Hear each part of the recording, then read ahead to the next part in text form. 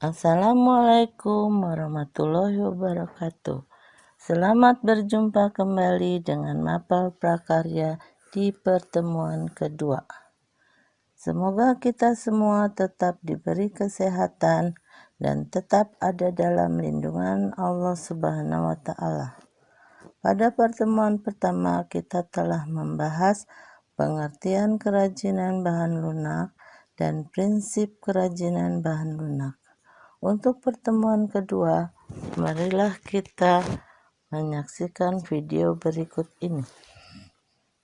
Kerajinan adalah hal yang berkaitan dengan buatan tangan atau berkaitan dengan barang yang dihasilkan melalui keterampilan tangan.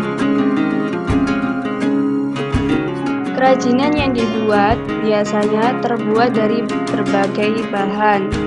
Dari kerajinan ini menghasilkan hiasan atau benda seni maupun barang pakai.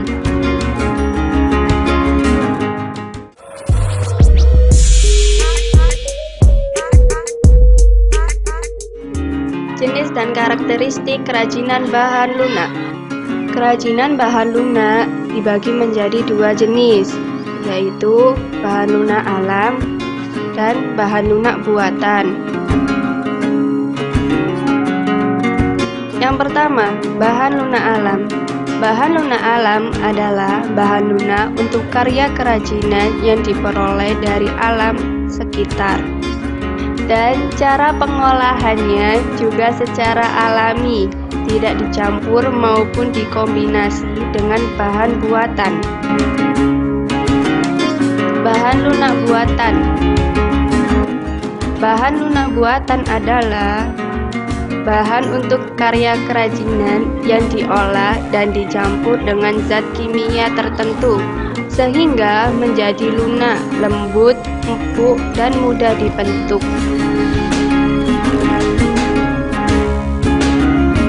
Kerajinan dari bahan alam ada 4 macam.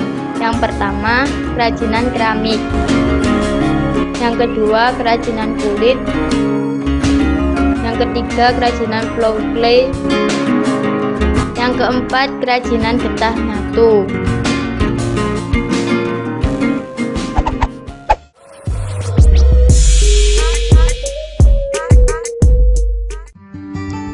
Yang pertama, kerajinan keramik. Kerajinan yang terbuat dari bahan tanah liat biasa dikenal orang dengan kerajinan keramik.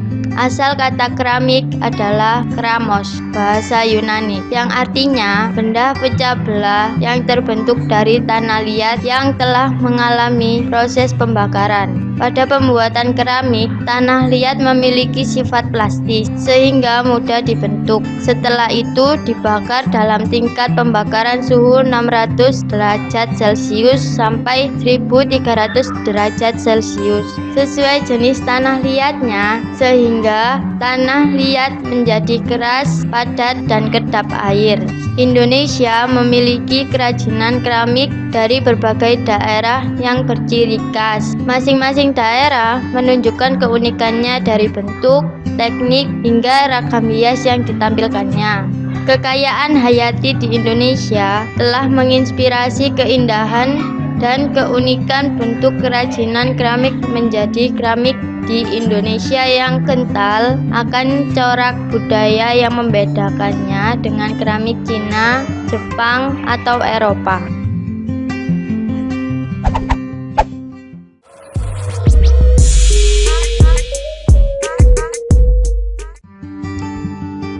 Yang kedua, kerajinan kulit. Pada zaman dahulu telah dikenal kerajinan berbahan dasar kulit, yaitu wayang. Tahukah kamu kerajinan wayang? Menurut pengertiannya, wayang berarti bayangan. Wayang kulit merupakan warisan budaya dari nenek moyang kita yang memiliki nilai sangat tinggi.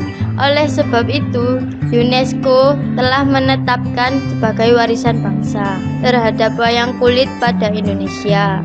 Kulit yang dihasilkan dari hewan seperti sapi, kambing, kerbau, dan buaya dapat dijadikan sebagai bahan dasar kerajinan. Selain wayang, kerajinan kulit juga dapat berupa tas, sepatu, sandal, dompet, dan ikat pinggang. Proses pembuatan bahan baku kulit cukup sederhana. Kulit hewan potong, dicuci bersih terlebih dahulu, direntangkan, kemudian dijemur langsung dengan sinar matahari hingga kering. Sesudah kering, kulit digosok untuk menghilangkan bulu dan kotoran menggunakan kapak kecil.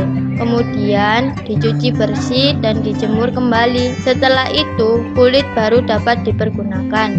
Teknik yang digunakan dalam membuat kerajinan kulit adalah teknik pahat.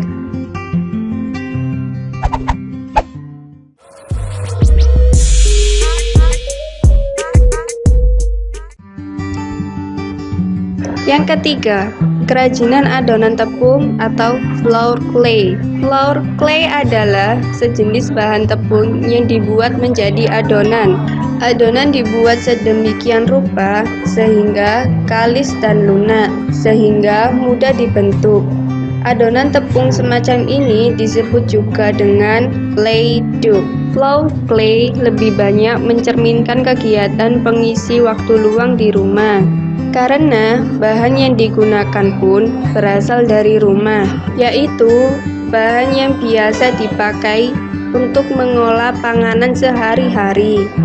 Kerajinan flour clay ini memberikan peluang bisnis yang begitu besar, mengingat sifatnya yang lunak dan mudah dibentuk, sehingga dapat dikreasikan menjadi bentuk-bentuk yang kreatif dan menarik.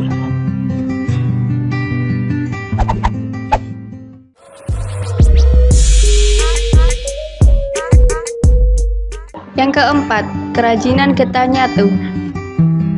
Pulau Kalimantan memiliki banyak hutan tropis. Salah satu pohon yang berasal dari hutan Kalimantan adalah pohon nyatu. Pohon ini telah lama menjadi bahan baku pembuatan kerajinan tangan yang bernilai ekonomis. Kerajinan getah nyatu merupakan kerajinan yang memanfaatkan getah pohon nyatu sebagai bahan utama. Kerajinan jenis ini banyak dijumpai di Kabupaten Kapuas, Kalimantan Tengah. Selain karena banyak dijumpai, pemilihan pohon nyatu sebagai bahan utama pembuatan kerajinan dikarenakan pohon nyatu memiliki kemampuan berkembang biak dalam waktu singkat. Tidak heran jika di Kalimantan kita dapat menemui jenis kerajinan getah nyatu ini dengan mudah. Produk kerajinan getah nyatu yang dibuat pengrajin didominasi bentuk perahu naga atau perahu burung tingang. Perahu burung tingang merupakan perahu yang menggambarkan suku Dayak kala berperang. Selain itu, ada juga perahu yang digunakan dalam upacara adat Tiwa, yaitu upacara mengantarkan tulang orang yang sudah meninggal.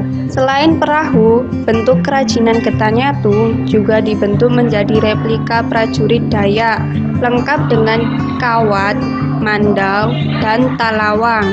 Kerajinan getah nyatu menarik tidak hanya karena warna-warnanya yang terang, tetapi juga karena memiliki tingkat kedetailan yang tinggi. Selain itu, bentuknya pun unik, sehingga sangat cocok untuk dijadikan pajangan atau pelengkap dekorasi ruang. Harga